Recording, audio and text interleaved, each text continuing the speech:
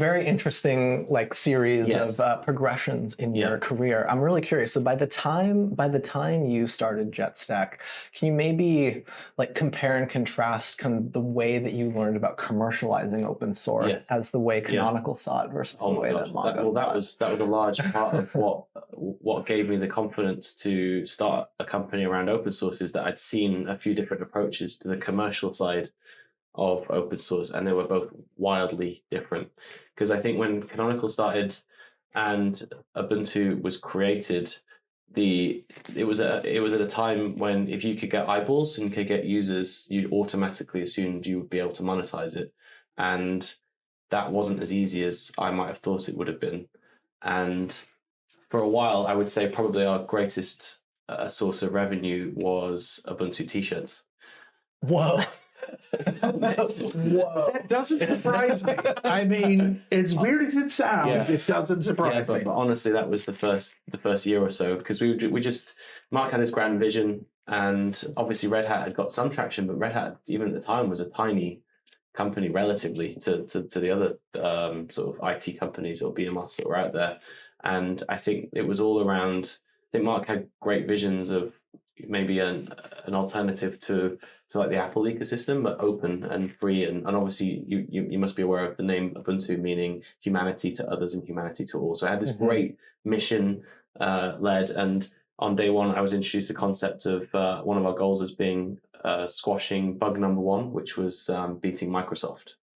So it was all of like, it was very much like it was a movement, it was a passion, it was quite evangelical, and a lot of the people that joined Canonical early days were huge open source advocates. Like they were like, it was written into their very DNA and soul. And so, we had people join the company who'd been like Linus Torvalds' roommate.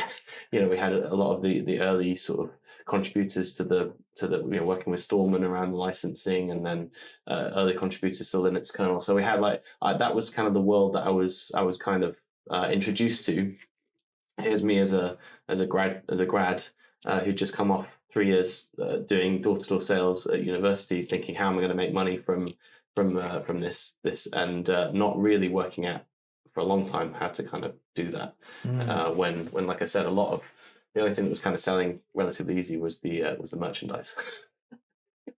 Yeah, that's really crazy. Well, I think a lot of open source projects end up through that phase, though, right? Where it's like they can't sell a commercial thing, but they end up getting either donations or, sell the stickers. But very few of them get to the kind of scale. Canonical did. Yeah. That's very true. That's very true. The first Linux distro I ever used daily was what was it, Ubuntu? There was a breakthrough moment at Canonical, and that was when I was trying to sell services around the operating system itself, and I realized actually the value to a company was not in the operating system, it was in the services around it. So how to make it easier to manage inside an organization. So I mean, I'm not even joking. There were people that I were calling to try and sell support to who were end users. I think I might have even called you and tried to sell me an Ubuntu support contract in the early days. But when Ubuntu started to take off, and you started to see it permeate through the companies, all of a sudden you'd go from having one person using it on a desktop inside that company who was maybe a sysadmin, to then an Ubuntu server, to then all of a sudden you might have 20 Ubuntu servers running at that time in an early version of AWS. This is at the time when AWS started to come out, and then you'd have it in an on-premise environment in your data center, and all of a sudden they'd be like, how do I do configuration management on this?